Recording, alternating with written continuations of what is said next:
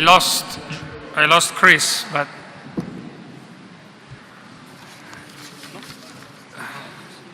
you can imagine that when we had to discuss what topics to face within the Global Procurement Conference, we had a heavy maximum weight waiting to be addressed, which was the presence of Donald J. Trump on the scene. And we thought that wouldn't it be nice to debate about buying national in this new context with these two fantastic individuals that have been so frequently here in Rome, so frequently working together. And so I'm glad to say welcome back to Iris Georgopoulos, Assistant Professor in European Public Law at the School of Law of the University of Nottingham and Head of the Research Unit for Strategic and Defense Procurement of the Public Procurement Research Group, Global Governance Fellow at the Roman Schumann Center, and many other things, but we want to hear him.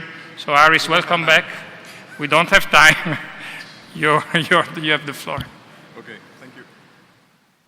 On? Right. First of all, I would like to thank Gustavo, Annalisa, and Paolo and the other organizers for this wonderful event. It's always lovely to be back here in Rome, either in the context of meeting the new cohorts of students or seeing you all in this setting to discuss developing trends in public procurement law and policy. And of course, I cannot start by not pointing out the obvious that every year the venue is getting better and better. And I think, of course, that poses a small problem, because then the question is what would be the venue of the next one? It's probably today with the... Iris wants the next conference to be held in Greece, obviously. No. Across in, St. Peter's. Okay, there we are.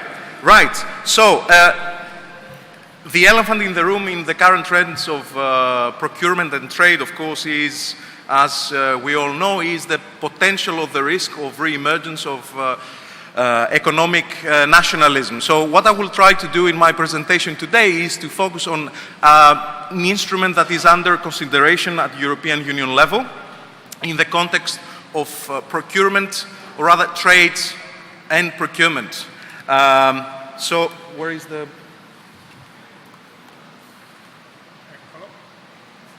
Grazie. Great, thank you. And where do I point? Over there? Try there. Try again. No, this is, forward like this. It's that one, yeah?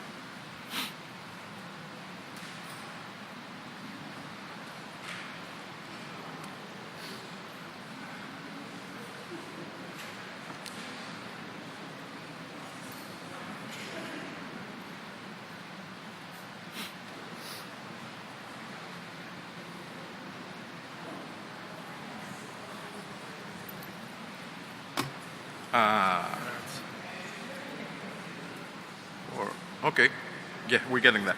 So, a brief sort of outline of my presentation. So I will start with a small introduction of this instrument, provide some background information for those of you that they are not very familiar. Some of you will, of course, be very familiar with this. Then I will present a little bit the logic behind the instrument and the first attempt for the introduction of the instrument that dates back in 2012. Then we'll have a look at the current instrument, which is the proposals of the European Commission of 2016.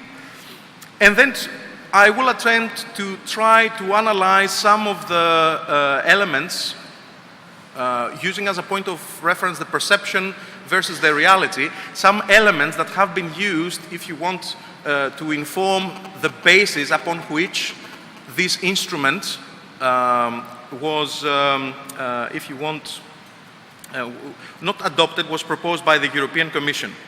And then we'll try to, I will start asking some questions for food for thought to see where we are going and to what extent this instrument actually fits in the agenda of this emerging economic nationalism, or whether it is an instrument that could try to defend, if you want, openness in international trade. So, let's start with the introduction. The claim of the proposing institution, which is the European Commission.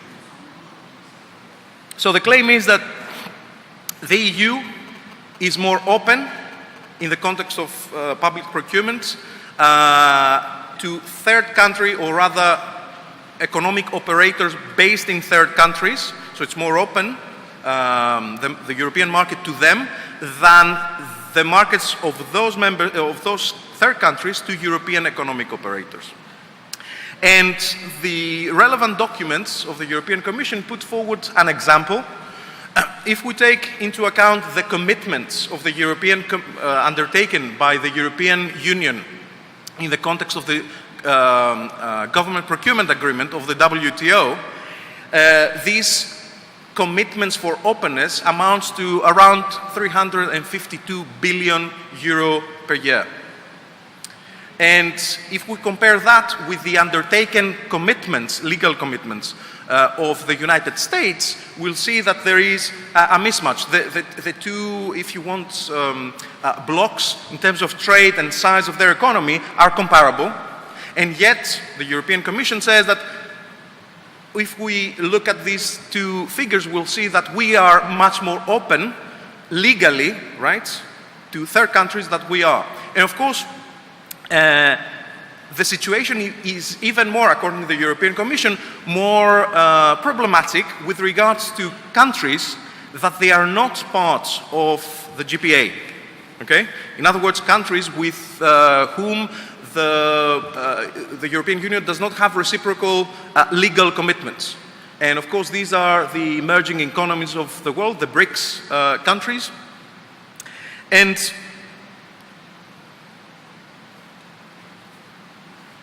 what the European Commission says that we could look at this issue of openness or level of openness by using two parameters. What we could call the de jure openness of a market, a third country market, meaning in terms of the legal commitments and to what extent access to that market is governed by commitments undertaken by this third country, and the de facto openness. The de facto openness is a situation where you have a country or a market where companies from other countries may participate or do participate without having the right to claim participation. Why is that? Because the economic policy of that of the government is the more the merrier, right? The more competition we have, we welcome everyone, right? So these are two parameters upon which the proposal is based, and I will come back to these because they are relevant both for the proposal and for the criticism made against this proposal. So this is the claim that the EU is more open. Why are you looking at me like that? Because I'm interested. Okay. Because I love listening to you. Thank you. That stare. That's part of the show. That's unbelievable. Anyway, I lost my words there. Okay, so this is the claim that the EU is more open to companies from outside the EU than their respective countries are open to European primes and contractors. What's the solution? This is the problem, right? The solution that the European Commission tries to put forward is we need to create a level playing field. So readjust a little bit this discrepancy. How? Through this instrument that we will discuss. This is a regulation, a proposal of a regulation that tries to regulate the access of companies that they are established in third countries to the European procurement market. This is the title, but we'll see how it functions or how it's the proposal, how it is structured. As I said before, the first attempt for this instrument was in 2012. Let's have a brief look at that. For the very observant amongst you, you know that in 2012, it was the time where within the EU we were discussing, of course. In fact, it was almost the culmination of the negotiation of the new directives, yes, that were then became the directives of 2014. So, in other words, we had internally, right, the new directives being negotiated, and at the same time, the European Commission, in fact, proposing as part of this package, initially it was part of this package, the external aspect of the new regulatory regime for procurement in Europe. That was the external element.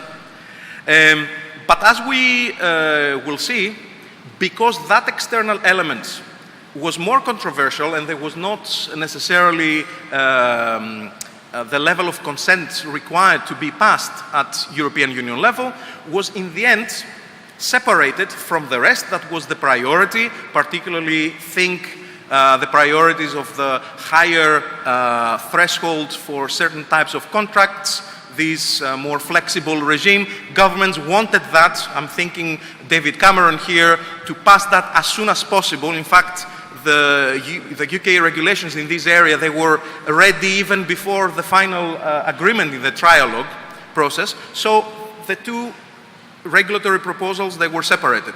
One, directives. Second stream, the external element. So the 2012 proposal was based, if you want the level of, in terms of coverage, it was based on distinction. First of all, it's made the distinction between what we can call covert procurement, namely procurement or elements of procurement that is covered by international agreements, be it the plurilateral agreement of the GPA or various bilateral agreements that the European Union has with other countries or regions. Okay? So those procurements that they are covered by these instruments, they are the so-called covert procurements. But there is much more to the European market and the procurement market in general. The rest of it was the so-called non-covered procurement area, and it is in this area where the European Commission thought that there isn't a level playing field, in the sense that the EU, the argument goes, is open de facto, even in the non-covered areas, okay, to third country participation, whereas there isn't a reciprocal access to non-covered areas either by partners in the context of the GPA, see United States, for example, or Canada before the CETA agreement, or third countries that we simply have not concluded any form of trade agreement yet, or at that level in the context of procurement. And as I said, the focus was the non-covered procurement. Initially, the 2012 version proposed for this area of non-covered procurement two mechanisms to try to create this level playing field. And the agents that would try to rectify this discrepancy, they were initially found at national or regional level based on a decentralized enforcement approach, and at the same time with a centralized form of approach or pathway through the European Commission. So in other words, the 2012 document said that this instrument, and we'll see the content of it, could be activated, right, either at national level and applied at national level by domestic national contracting authorities, or from the European Union level through the action and initiative of the European Commission. As I said, the instrument was subject to a very thorough scrutiny by various stakeholders. In fact, the European Parliament had a quite long examination. And in fact, Nicola Dimitri here was had a very important participation as an expert providing, if you want, the economic theory, right, of the various scenarios. And in the end, because there was this lack of consent and support by various, particularly in the Council and in the Parliament, initially the 2012 proposal was, we thought that it was ditched, literally, right? Dead, floating in the water, right? However, when we have, with the new Commission, when the Yukins Commission was took office, there was a very interesting document where they, if you want, in a transitionary phase, they tried to identify which legislative proposals that pre-existed from the previous Commission will be taken forward, which will be ditched, and which will be amended. This proposal featured not under the list of ditched proposals, but under the list of relevant proposals that need to be revisited. And this revisiting process took place, in effect, the outcome of this amendment is the new proposal that was published by the European Commission in January 2016. So it's not that old. Now let's have a look at the key elements of this new proposal. First of all, based on the consultation with stakeholders, what the European Commission did is that, first of all, it said, let's get rid of the decentralized mechanism of enforcement. In other words, let's get rid of the possibility of an individual contracting authority at national level, let's say the municipality of Rome, on its own, initiative and accord, decide to exclude, right, or to impose a penalty, as we will see, a price penalty, to, for the sake of the argument, a Chinese contractor that would like to participate in a contracting opportunity. So that possibility for the, if you want, implementation on their own motion of these price preference adjustments is not available at national level. Instead, the financial penalty can be decided to be applied by the European Commission. And of course, the European Commission will then, this decision of the European Commission will have to be operationalized at national level by specific contracting authorities. But the decision to apply the penalty is a decision that is taken at a centralized level by the European Commission. So we have one agent taking decision of how the system, the new mechanism, will be applied and under what circumstances. So the second important element is that if you want, the sword of the system is the possibility of the application of this penalty adjustment, right? In other words, the price of the proposed submission by a contractor of a third country would be subject to this price adjustment in order to create this level playing field. That's the argument. Important observation here, under the previous regime, under the previous, proposal, there was the possibility for the European Commission to decide to ban completely, to close the market to that third country operator. So that possibility is not there anymore. Instead, there is this price adjustment. We'll discuss a little bit more about the price adjustment in a moment. And the decision of whether to take or not to take this price adjustment, to impose this anti-dumping, because essentially that's what it is, mechanism, is taken by the European Commission after an investigation, the results of which will be publicized. In other words, full transparency of the logical process and the empirical, or not only the logical process, but also the revelation of the evidence upon which the European Commission took this decision. Okay? And of course, as we will see, that also invites equal reciprocity of transparency from the third country to counter-argue the findings of the European Commission.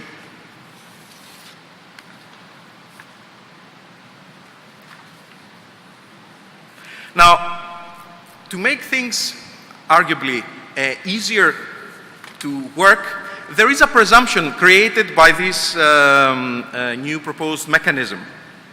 And the presumption is, it's less dramatic from what it appears to be, but the presumption is that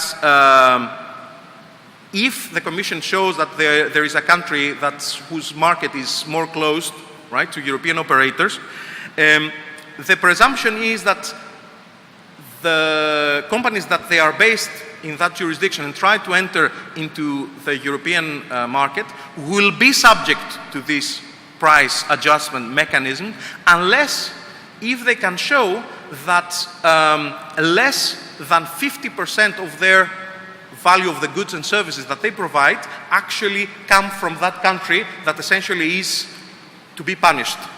Yes? So in other words, if in the example of the Italian, of the municipality of Rome and the potential Chinese prime that wants to participate, let us assume that the EU makes the case that China is more closed, right, to European contractors, and the European Commission says we will adopt or impose this price adjustment. That prime contractor, if they can show that less than 50% of their supply chain actually comes from China, and in fact, for example, they use companies and subsidiaries that they are based in the EU or in countries where the European Union has, there is parity in terms of openness, then for that company, or that company can escape from the application of the price adjustment. Now, the penalty that I mentioned, the price adjustment, can be up to 20%. It's quite significant, and Chris will present the equivalent picture in the context of the United States in a moment. And it only refers to contracts whose value is 5 million euros or above. So it focuses on sizable contracts because by definition these are more likely to be the contracts that will attract participation from countries or operators that they're not established in the European Union.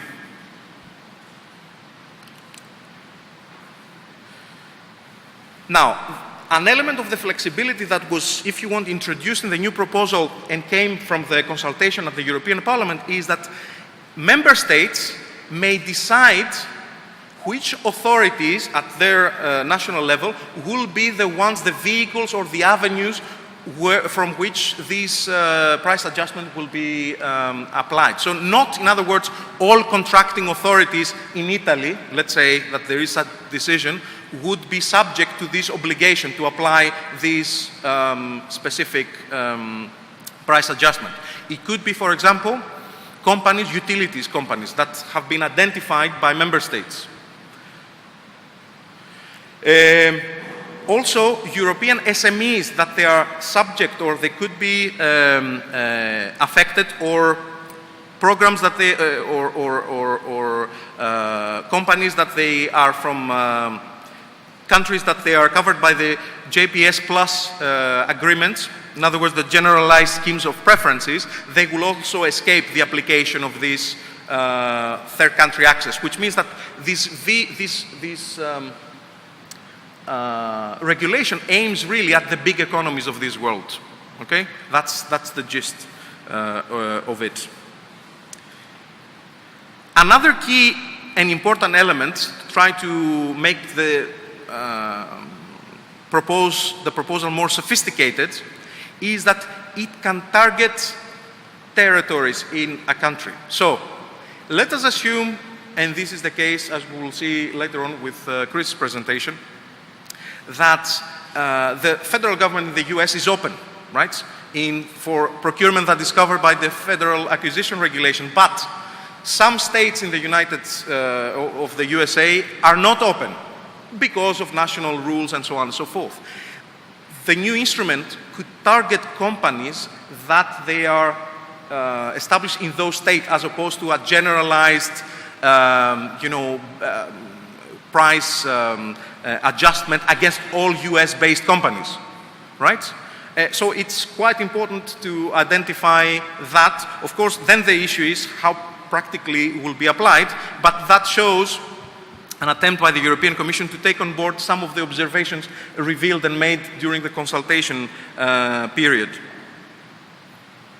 And this is key, although this is a presentation under the, what's the name of this panel again? It's the binational. This is not, the aim is not to binational, right? The aim of this, grazie.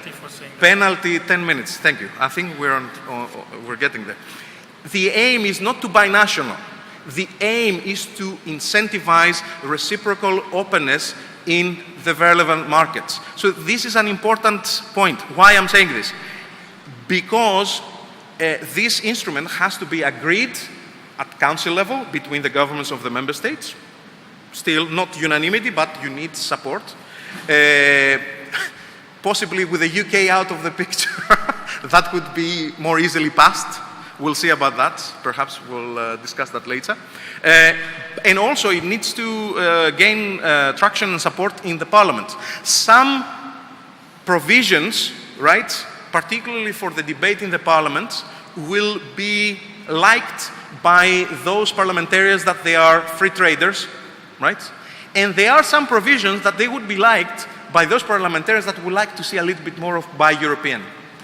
Okay? So in other words, the new version of the 2016 tried to create a package that is appealing, creating a half-full, yes, glass perception for the large majority of parliamentarians, that increasing the possibility of this instrument being agreed upon.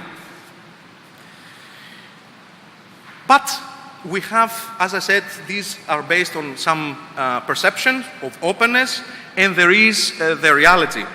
Now, as Gustavo mentioned earlier on, I have embarked in a journey of self-promotion. Well, it's not self-promotion, but it's a promotion of a book that we published with Bernard Hoekmans of the European University Institute and Petros Mavroidis from Columbia University, looking at the internationalization process of government procurement regulation. And in there we have a couple of papers that they look at the dynamics of these proposed instruments. And one paper is by Patrick Meserlin that says that if you want, tries to challenge the premise upon which the European Commission based this proposal. And I will share with you this, one of the tables in his presentation. Do I have the pointer, just very quickly to show you. So this, I hope you can see, it's a bit small, but if you cannot see, excellent. Right. It does work. Yeah, it does work. It does, but maybe not on the screen. Maybe not on the screen. Yes, okay.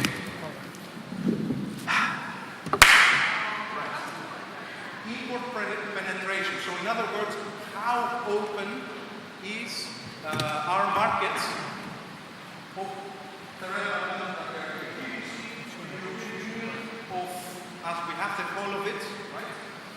Here we have the data that are used to extract information for specific European Union member states. Aggregates, if you want, openness of two key member states.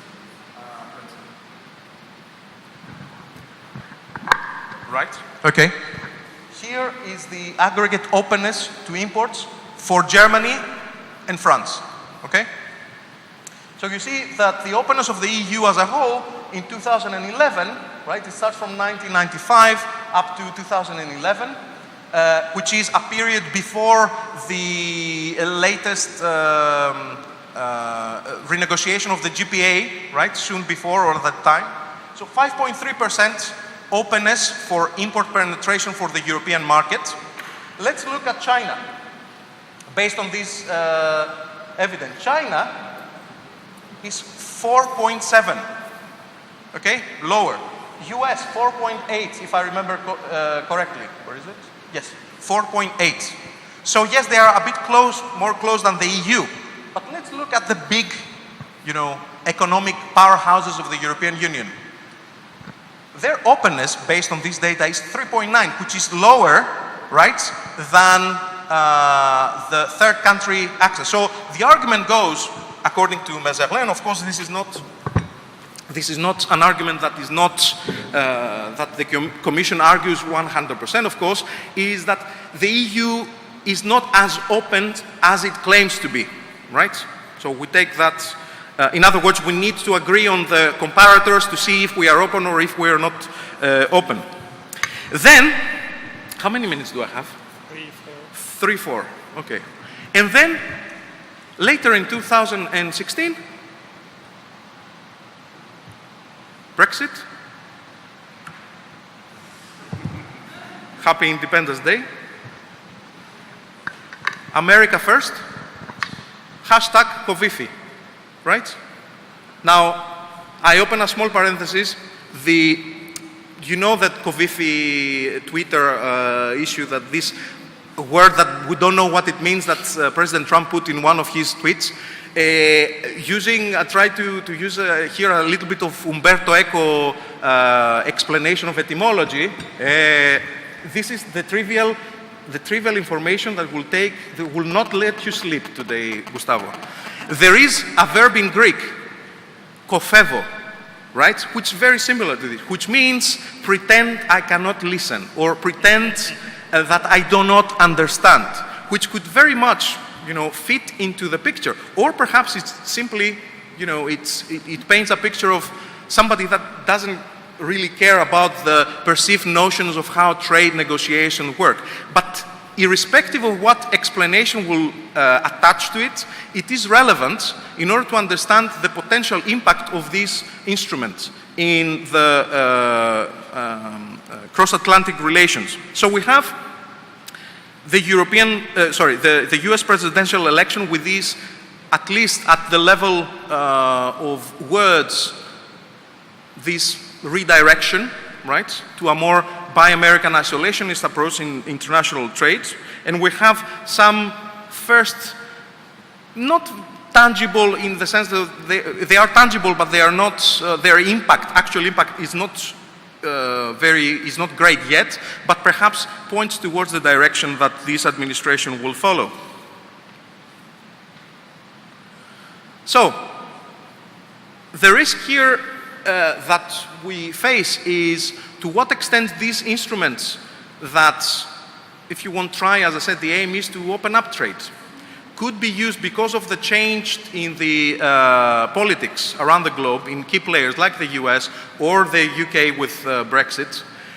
Some of the fundamentals of the economic and trade order that we knew for the last 50 or 60 years.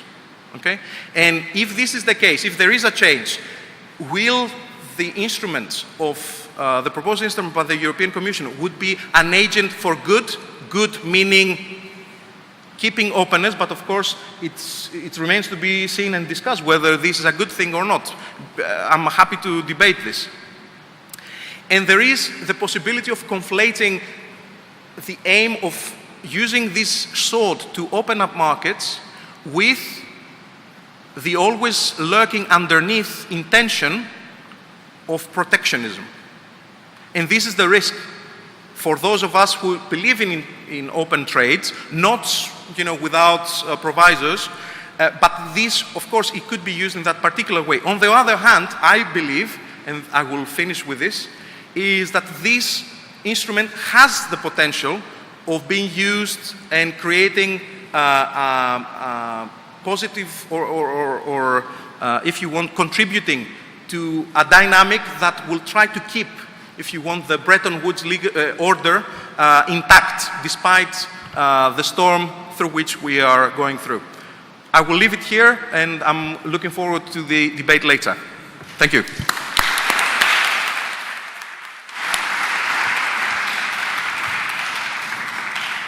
Thank you for this fantastic way of summing up some relevant years of history of the law of the European Union on the topic, Aris. On the last statement, I hope that you will be able, during the discussion, of putting forward more of your thoughts. Now the word goes to another friend, Chris Yukins, Professor Chris Yukins serves as co-director of the Government Procurement Law Program at JW Law School, one of the best institutions that studies and researches in the world procurement law. He has testified on issues of procurement reform and trade before committees of the US Congress, the European Parliament. He's an active member of the Public Contract Law Session of the American Bar Association, and he is member of the Procurement Roundtable, an organization of senior members of the US procurement community, among the many other things that I'm not going to say, because I can't wait to listen to him. And thank you for being here, Chris. Thank you very much. Can I have the clicker? Yep.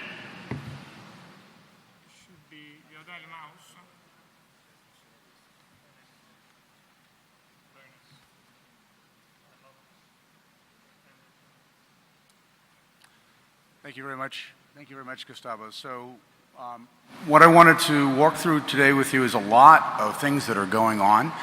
There are things that are happening literally next week and the week afterwards that could have a very serious impact on US-EU trade relations, including with regards to defense. And I wanted to walk through those with you with the hopes that we can share some lessons together and figure out a way forward. What I'm going to be focusing on is the question of whether or not protectionism is patriotic. This is actually a very relevant question for Americans because right now the Trump administration has, with regards to protectionism, has the rhetorical high ground, saying, oh, we're patriotic because we're patriotic and we're protectionist. We're just trying to protect our workers. What I hope through the presentation today to show you is that, in fact, protectionism runs directly contrary to many of our national traditions and certainly contrary to our national interests. Just a little background. I am a member of the second generation of professors in the George Washington University Law School, and we are working very hard on the third generation of professors. Karen Thornton and Jessica Tillotman are members of the next generation professors. There's a number of professors here in the room, and it's one of the interesting questions that we face as professors as we get older. How do we do transition to the next generation? How do we maintain continuity in our programs? I also just note it's my national holiday today, the 4th of July. Happy 4th of July. My wife is very angry with me for not being there with her. But what I wanted to show you is not only the celebration that occurs on the 4th of July here, that's the celebration. This is a celebration on the Washington Mall. I also included a small photo down below. And what you don't see in the large photo, in the darkness, is that there are hundreds of thousands of people standing and watching the fireworks. And one of the things in my discussion with Aris that I really want to emphasize is that if you walked up to those people, if you walked up to a person and you said, are you here watching the fireworks because you love your country? The people would say yes. They would say, without even hesitating, yes, I love America, that's why I'm here. They could stay home. They could watch the fireworks. It's actually very unpleasant to go out in the mall. There's a lot of drunk people. It's very hot. But they go there because there's a communal sense of love of country. And that is very important to understanding how we approach procurement issues and how we approach protectionism. Because ultimately, I have to tell you that the people who really care about delivering good procurement in the US government and around the country care more about the country than they care about protectionism. And that's very important.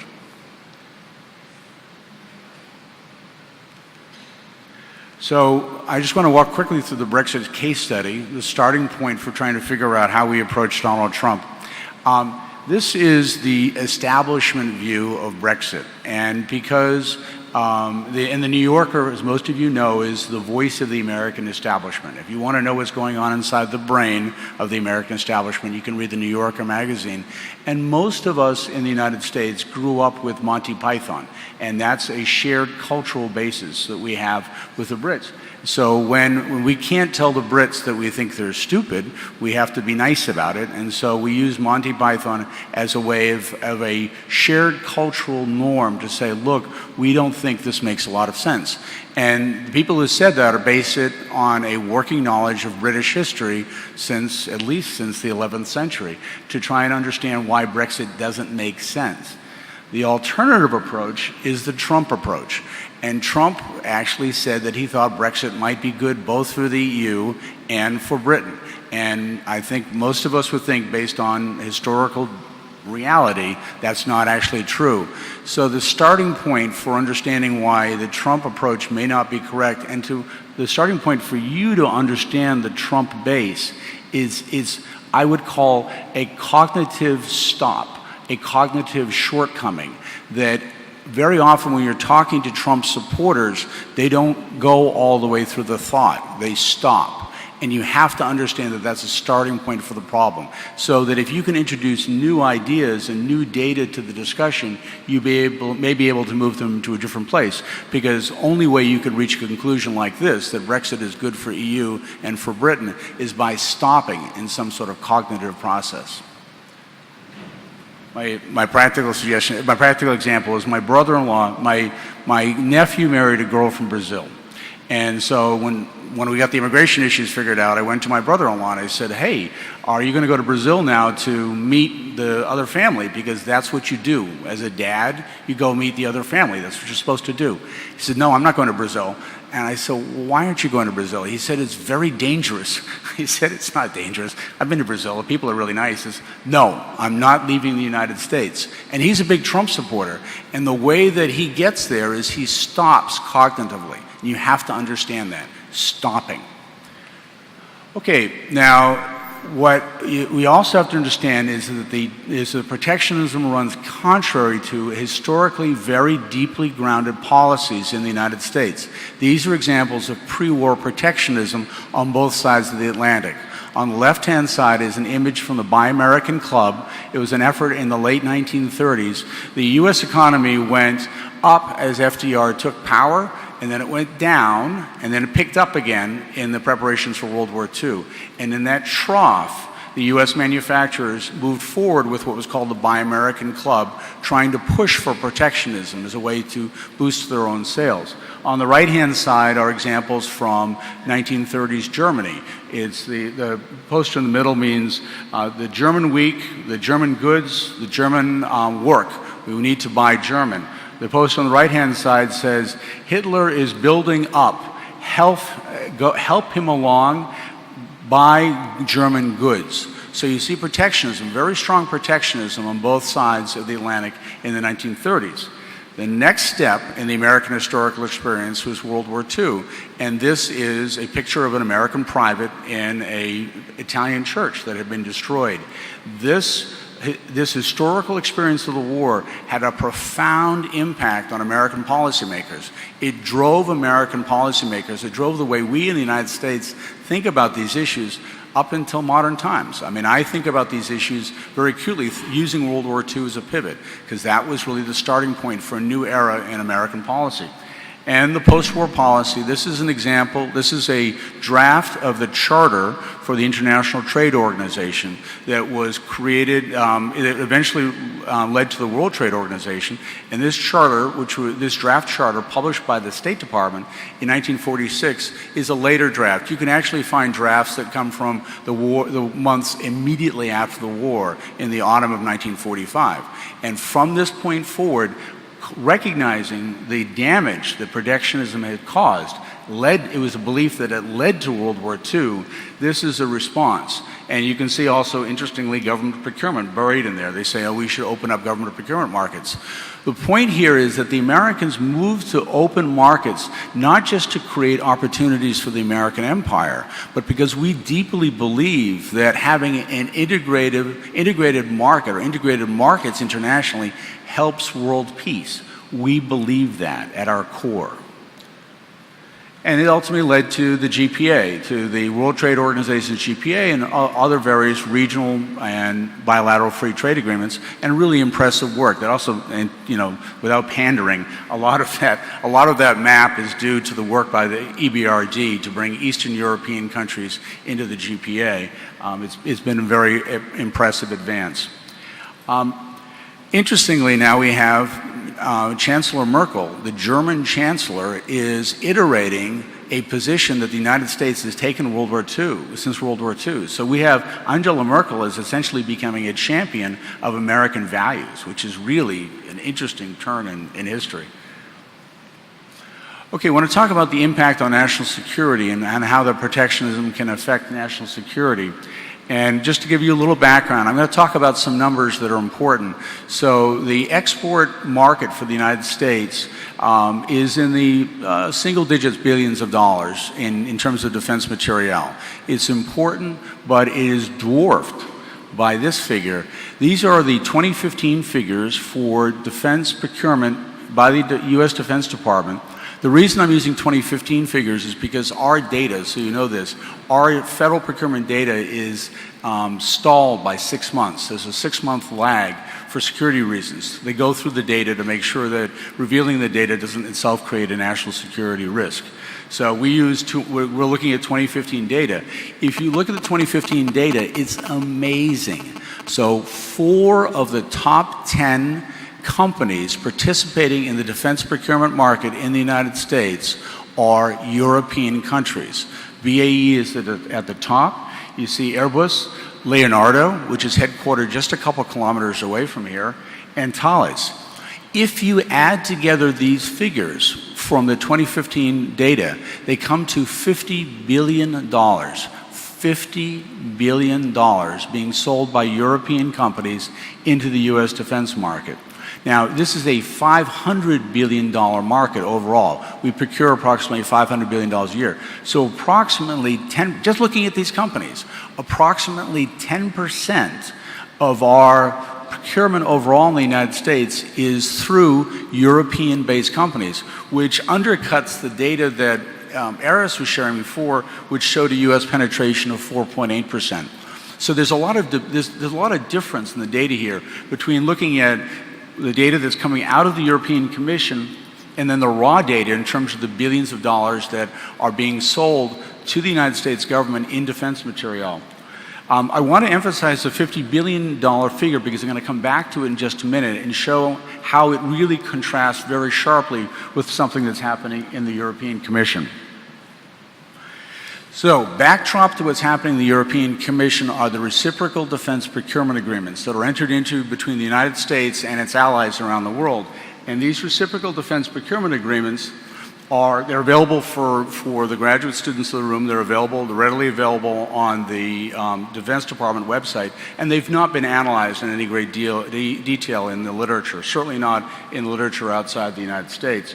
But through these bilateral defense procurement agreements, various nations enter into agreements with the United States to open up the defense material market and the services market and the research and development market, okay? Material, services, research and development. These are embedded in U.S. law through the Defense Federal Acquisition Regulation Supplement. I want to emphasize that the American courts do not take international agreements seriously. If you ask an American court to enforce the GPA, they would probably ignore you. When I went to testify to the House Small Business Committee, the House Small Business Committee wanted to put a new preference in for medium-sized enterprises, not just small business, but medium-sized business as well. And I said, Mr. Chairman, speaking to the chairman of the committee, I said, Mr. Chairman, if you do this, it would violate the GPA. His response was, GP what? He had no idea what I was talking about. No recognition of these international obligations. It just not entered our legal or political consciousness. So having these kinds of free trade agreements embedded in the regulations, which the reciprocal defense procurement agreements are, is really important from an enforceability standpoint. Now this is one of the free trade agreements, one of the reciprocal free trade agreements in defense, and it's the French model. And what I've done here is I've shown that the French not only committed to open up their defense material market, but in the latest amendment to that, they also committed to opening up the research and development market.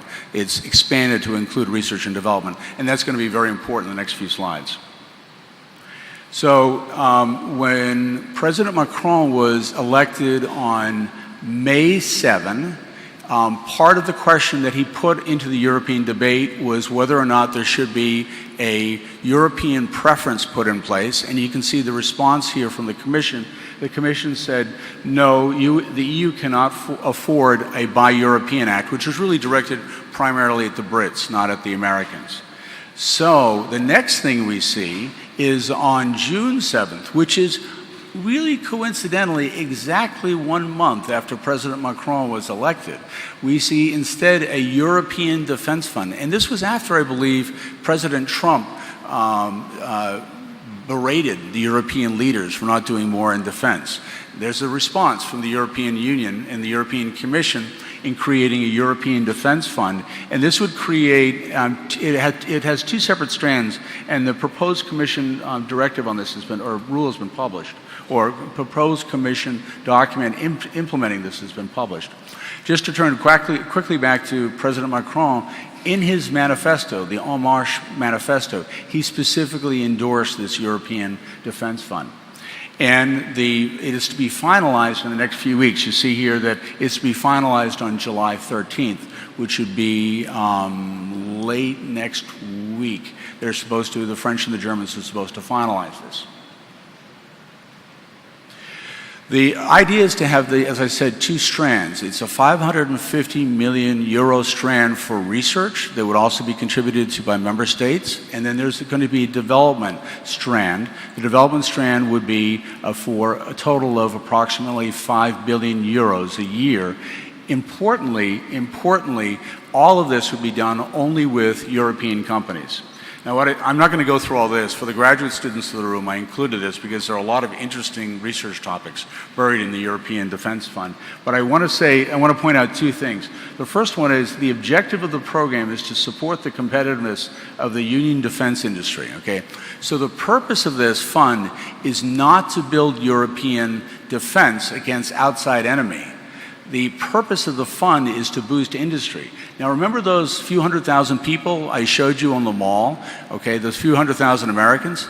If you walked up to any one of them and said, should the US government spend $5 billion tomorrow to help the US defense industry, as opposed to spending $5 billion improving the defense so that your sons and daughters are less likely to die in the next war, they would say, this is not a question. There would be an outrage on the part of the Americans because the focus is on the mission. The focus is on creating an effective defense. It's not in building a defense industry. The idea that you would have a major initiative not to improve the common defense, but to improve the common defense industry, for us is just odd. It's a very odd strategy. The second thing is that the beneficiaries will be undertakings established in the Union and 50% or more controlled by member states or the nationals. No facilities or resources, including the subsidiaries, will be outside member states. So what it means is in this 5.5 billion euro initiative, it will be a European initiative. This will create a sheltered space for European defense firms. It is a red flag in the face of the Trump administration.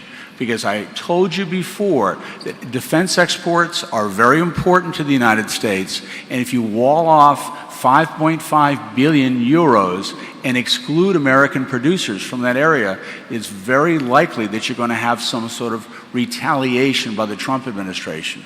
It is also fundamentally at odds with the obligations of the reciprocal defense agreements. It's not just France. All major European nations have signed, not Liechtenstein, but all major European nations have joined these reciprocal defense procurement agreements with the United States. And it's in violation of those reciprocal defense procurement agreements. So you're basically giving meat to the Trump administration at exactly the wrong time. Now, this is more of the Commission's publication on what it's going to look like. Very interesting from a legal standpoint. The rationale is buried in the middle. In order to ensure the protection of essential security interests, all of you know how sensitive that term is. Essential security interest now means that the infrastructures, facilities, etc., shall not be on any non-member states. So using the essential security interest argument to rationalize a domestic preference in defense is, for us, a little bit odd. What's buried in there is the idea of security of supply, but it's not really clear to us really whether or not security of supply is at issue here.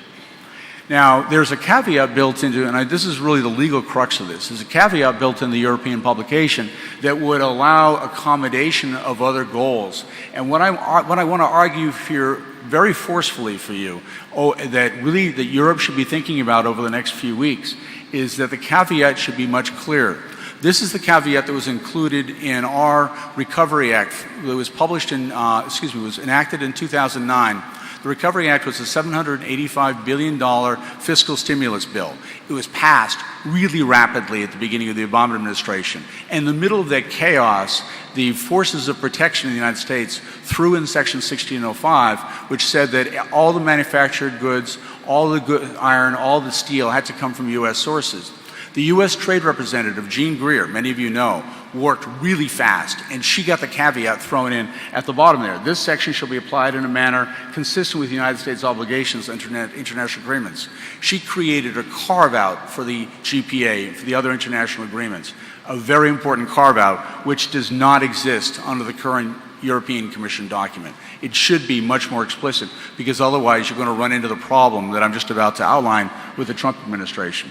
Now, an interesting part of this overall debate, so you're aware, in the United States, there's no serious discussion in the United States about whether or not the protectionism will have a net negative impact on the U.S. market. So Trump never talks about the negative impact, but there are serious studies emerging now. For instance, a study there in the upper right-hand corner by Victoria University. It's a macroeconomic study that's cited now by the Commission, showing that there will be a net loss of approximately 300,000 jobs in the U.S. based on the application of Buy American. Put it differently, they say if we stripped Buy American out of our procurement system, we would restore 300,000 jobs. So it's very interesting economic analysis beginning to emerge that in fact protectionism on a net basis has a negative impact on the economy overall. Okay, just want to talk about the Trump administration goals for a second, and so you can understand this. The core of the Trump administration goals is economic nationalism. Economic nationalism is not what you think it is. It is not simple protectionism. Economic nationalism is Hobbesian. It's everyone against everyone all the time. All nations are at war all the time, and therefore trade just becomes an instrument of that war. And it creates, it's the kind of feverish, antagonistic approach that helps reestablish his power. And if those of you who think that Trump will mature over time and would become a different president, I think that's completely unrealistic, because he understands that he was voted in based on unreason, based on instinct, based on hatred. And there's no reason for him to become more level-headed over time, to be more thoughtful. So we really have to think very seriously about what might happen over the next few years. Now, with regards to trade, as Eris alluded to, the Trump administration is moving forward on implementing stronger Buy American policies. The way this works from the U.S. government is there will be an interagency report on September 15th, which will, if it's not explicitly public, it will probably be leaked. It will be an initial recommendation from the agencies how to enforce Buy American more aggressively, and then the president will take a public position just around Thanksgiving, in November 24th. He'll take a public position on how to make Buy American more aggressive. And so the game for us is to try to figure out how the Trump administration might approach. And this chart is an attempt to figure out what's easiest for him to do that will make his supporters happiest, that will make his political base happiest.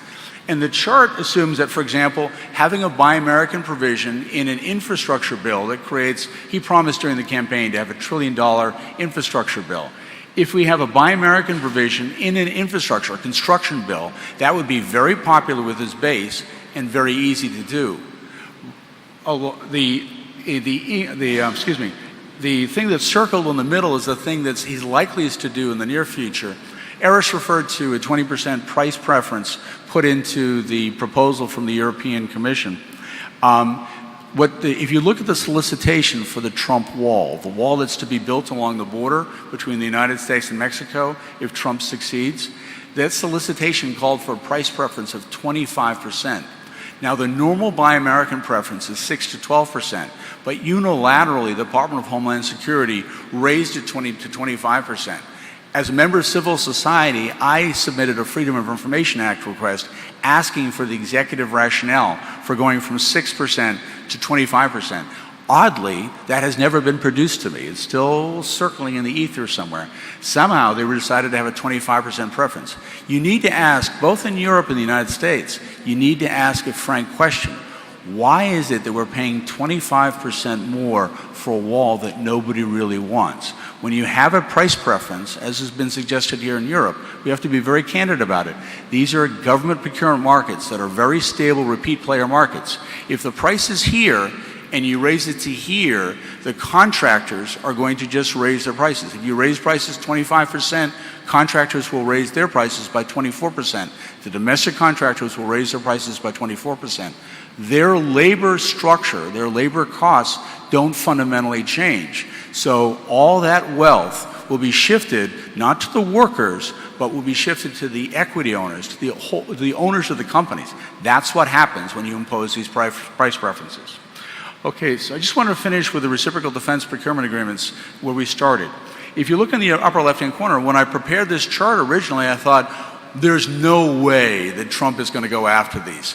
The people in his base, they don't really know what a reciprocal defense procurement agreement is. My brother-in-law, he does not know what a reciprocal defense procurement agreement is. He doesn't really care, okay? But if Trump touched the reciprocal defense procurement agreement, it could have a really significant impact on our export markets and could have a really significant impact on these agreements that are not just about procurement. If you read the French agreement, for example, it's about integrating defense efforts overall. So you could have a really serious impact on our national security if you touch it. So we never thought that Trump would touch the reciprocal defense procurement agreements. What I'm saying is the proposal from the European Commission and from President Macron pushing it, this proposal could suddenly change the whole game and move those reciprocal defense procurement agreements to the front of the agenda and disrupt what should be a steady relationship between the European Union and the United States regarding a common defense. Thank you.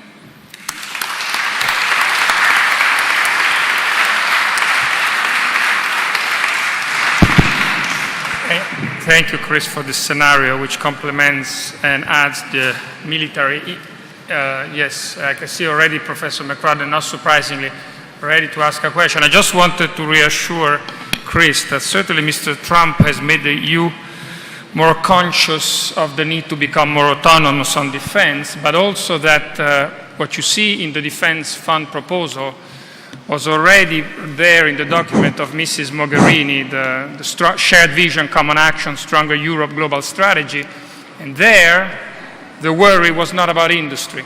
The worry was about the same worry that your 100,000 citizens would have, which was improving our securities together with our allies, but also looking beyond, taking into account the new scenarios. I knew you had a question. Thank you. Chris McCrudden, University of Michigan and Queen's University Belfast. I've got two questions, if I may, one to Iris and one to Chris. The question to Iris really relates to the GPA after Brexit. So the question, and it's a technical question that I'm sure I should know the answer to, but I don't. The schedules that are attached to the GPA in terms of the offers that states make to each other. There's been some talk of rectifying those schedules whereby the UK simply takes over the schedules that are currently the EU schedules and simply changes the name at the top from it being an EU schedule to a UK schedule. What's your understanding of the legal position? Can that be done, or do those schedules need to be explicitly renegotiated? And if so, how likely is that within a reasonable time period? So that's my question to ours. To Chris, by the way, thank you very much, both of you, for a really wonderful panel. It was absolutely fascinating. Thank you. My question to Chris, I'm afraid, is also a Brexit question. You understand that those of us that come from the UK think about nothing else, waking or dreaming, I'm afraid. The question to Chris is really relating to the interesting position that President Trump is taking to Brexit. So the UK position essentially is that they look forward to a comprehensive trade agreement with as many countries as possible.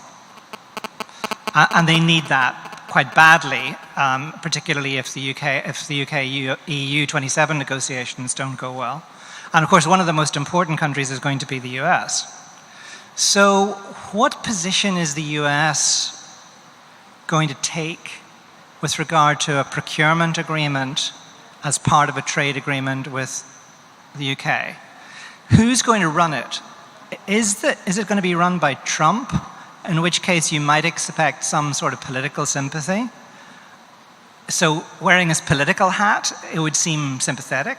Wearing his economic hat, it clearly can't be sympathetic on the basis of your analysis. So what's your prediction?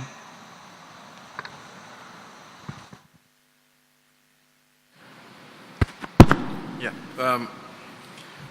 very extremely pertinent question, obviously, not least because it relates to issues about, if I can use the term, succession almost, right, of other international agreements by the UK to the EU.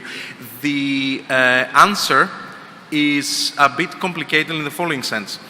We have been discussing this with Robert Anderson, who is the most knowledgeable person to know the legal answer.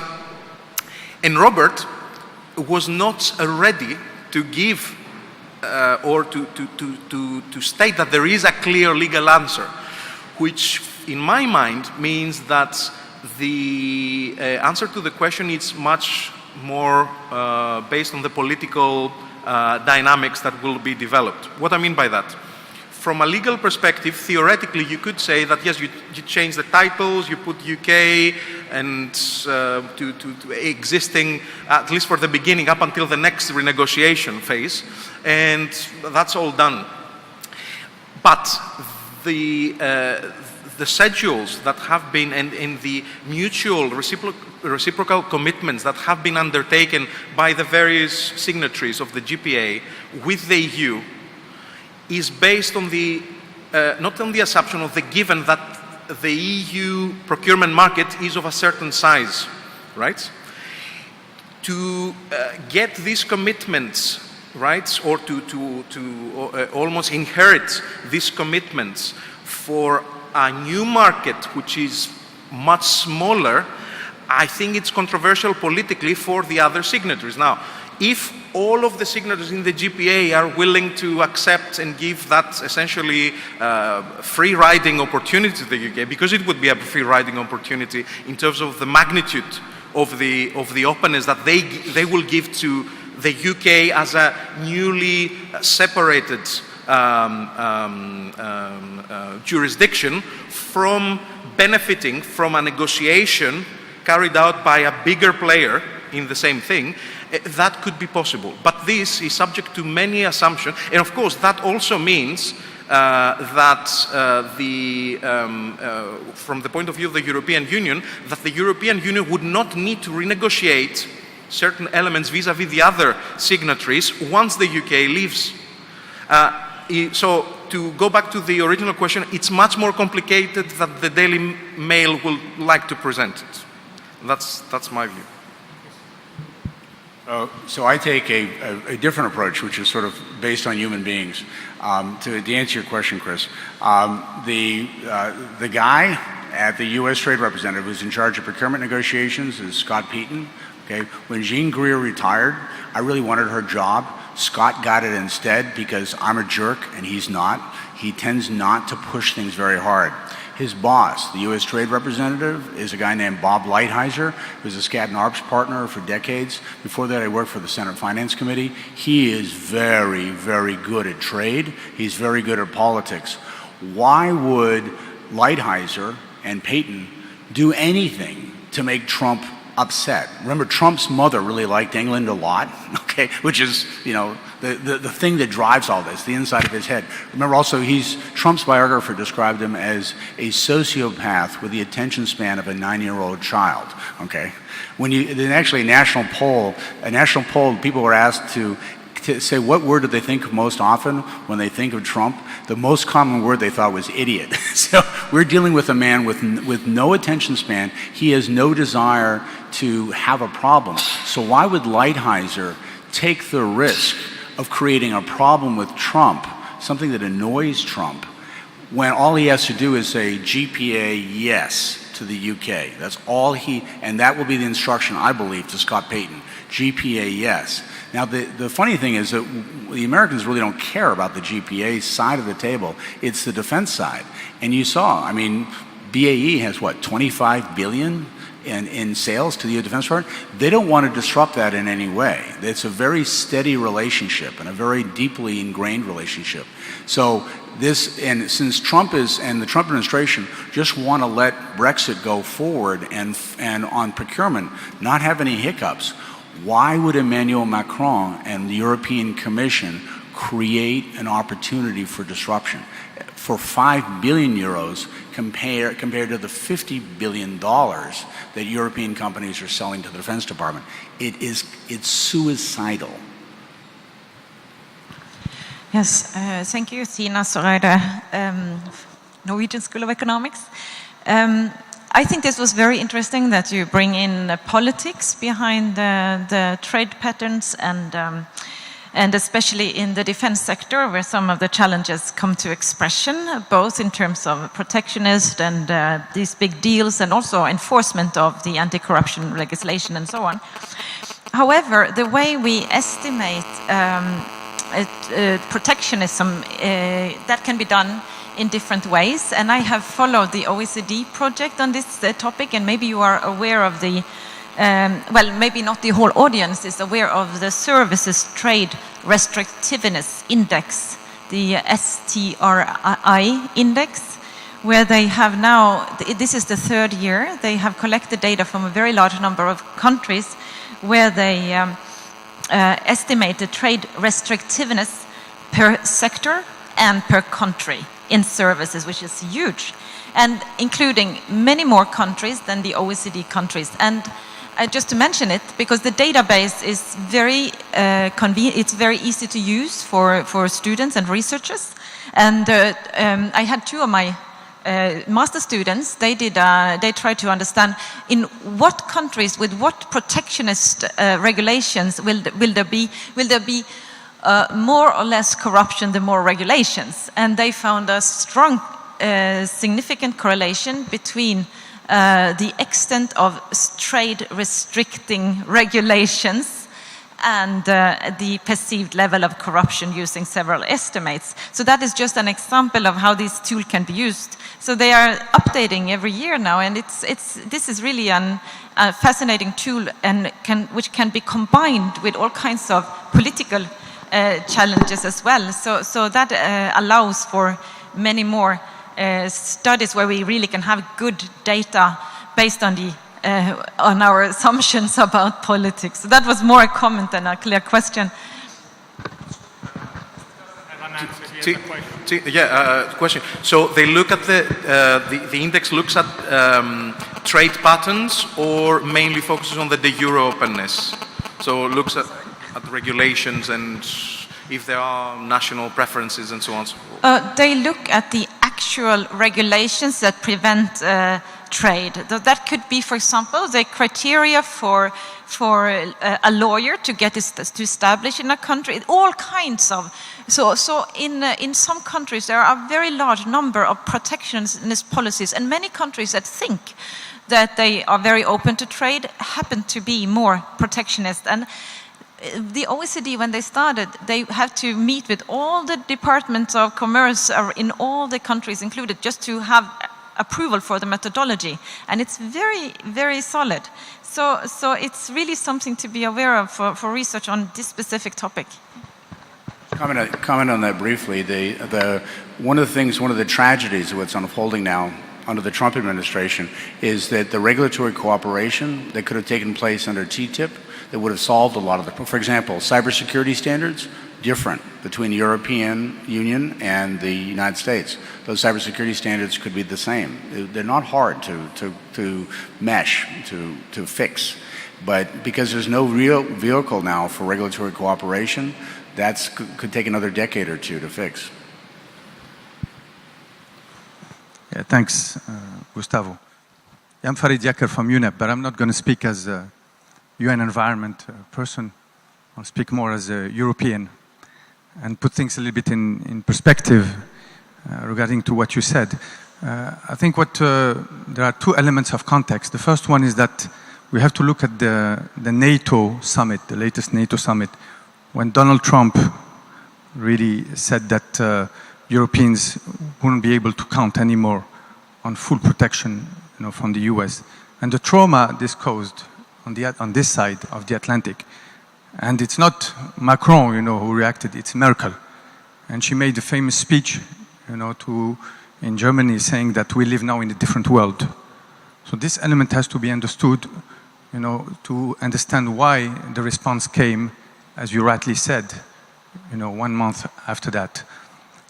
So it's not just European Defence Fund, but it's European policy. It's reactivating a very old project, that we better coordinate our armed forces, we better coordinate our defense, so that we have a joint policy in Europe and not just, separated and isolated armed forces, etc. So that's the first point. Second one, indeed, is Macron. But Macron, is not the boss in Europe, I can tell you. You're putting too much emphasis on Macron. He's very active, dynamic, but nothing can be done without the agreement from Merkel, okay? That's to be understood. The boss in Europe is a woman. It's not a man. So yeah, That's one thing. So just to tell you that Merkel is agreement. So I don't think, Europeans are crazy to lose 50 billion just, to put in place this policy. So they will change it. They will make sure that this won't be scrapped. But the trust really is in making sure that we're now protected in face of the withdrawal from the US. The speech that Angela Merkel gave was actually very interesting. She gave it at the CSU rally in Munich, and you could tell if you're watching the video, she broke away from her speech, and then she started speaking much closer to a vernacular, and she said the time that we can rely on our allies is ein Stück vorbei. And the Americans, the New York Times, the major publications interpreted that ein Stück vorbei to mean it's partially by, but in German, if you're sitting on a train and you say, where's the station? You say, ein Stück vor uns. And then you'd say, where's the last station? Ein Stück vorbei. And so you're not really, the translation, because she broke into this vernacular that's more difficult to translate, it wasn't really clear whether or not she's saying it's partially gone or completely gone. And so that caused even more consternation on our side, because we're watching really closely. Can you hear me? Yeah? I always have the same. So I'm Isabel Sanchez. I work for the European Commission. So I'm not here in an official visit, but I would like to, make some points or put in context the information you have given. First of all, we don't give preference to external action procurement. You have to look at where the money comes from. So it's different funds. You have to look at the budgetary law. One fund is the EU budget. The other one is the European Development Fund. In the context of that fund, we have an agreement. We do have an agreement over the GPA, with I think 150 countries, the Cotonou Agreement. I don't know if you have heard about it. It's with Africa, with the Pacific and the Caribbean. So that one thing. Then decentralized and decentralized management. Indeed, that means if you implement directly the EU budget or if you don't. As we are choosing to work a lot with development banks, this decentralized budget, it has changed the name, but actually what we are doing is giving the money to Asian Development Bank, the European Investment Bank to develop things there. The thing is that because of the statutes of the bank, banks cannot receive subsidies. They have memberships, but they cannot receive a subsidy. And therefore, instead of decentralized, will be called financing agreement or contribution agreement, and we will be more free to create trust funds and all that. So that has a... another thing about the price adjustments, I'm not sure exactly what you're talking about, but I think it's the measures equivalent, well, the customs you have to pay to enter goods. It's the equivalent measure, if you want to. Price adjustment is the same like the anti-dumping laws. First of all, this does not refer only to procurement carried out by the European budget. This is linked with access to the 1.2 billion, potentially, on a yearly basis, procurement European market. So it's not only about the procurement carried out by the European Commission or European agencies, to clarify that. The price adjustment is based on if after an investigation carried out by the European Commission, we find out, for example, that European companies have difficulty, and it's based on tangible evidence, or they are completely left out and they cannot access the procurement market or sectors of the procurement market of country X or the subsection of country X if it's a federal country, right? So there is the possibility of when contractors from that country try to come and bid in procurement opportunities in the EU to add on the price that they will put forward 20% up to 20%. But if I may answer that, I see it a bit difficult with the procurement laws to modify the price of contracts and to intervene in these things. If you increase... Okay, what will happen? I didn't have time to clarify that. Okay. So, very quick scenario, example. European company, procurement opportunity run by Gustavo, municipality of Rome, next mayor, right? So, a European company, a French a French company, right? Let's say we want to continue the Calatrava bridge and make it complete, right? A French company puts a bid with a financial the price 1 billion euro, right? And there is a Chinese company that puts its financial aspect is 1 billion euro, right? Based if the Chinese company, in my example, is subject to this 20% penalty, price penalty, means that in the evaluation, right, which comes first and which comes second, it will be more than 1 billion. But that doesn't mean that the price that if they, let's say, they put forward 600, right? With this 20% up, we will have to pay more. You will still have to pay whatever if they win the contract, the third company from the third country will still be receiving the money that they will pledge the price that they quoted. So this preference, it does not increase the price, it simply affects the ranking of the price proposal. I completely disagree. Completely disagree. Because these are very sophisticated markets, Aris, and the European company noting that the Chinese are going to get screwed, knowing that the Chinese are going to get their bid increased by 20%, they will be much softer in their bidding. But the question is when this will happen, right? Because if you know that, yes, absolutely. But if it happens after the submission, it depends when the investigation will begin. No. But then you're telling the bidders they don't know what the basis of evaluation is. That's fundamentally illegal. You can continue this discussion later on. Please. Sorry, and the last thing, if I may. Otherwise, we'll get Excel files here. Amit, please. Okay, no, just don't. Let's not take. Thank you so much.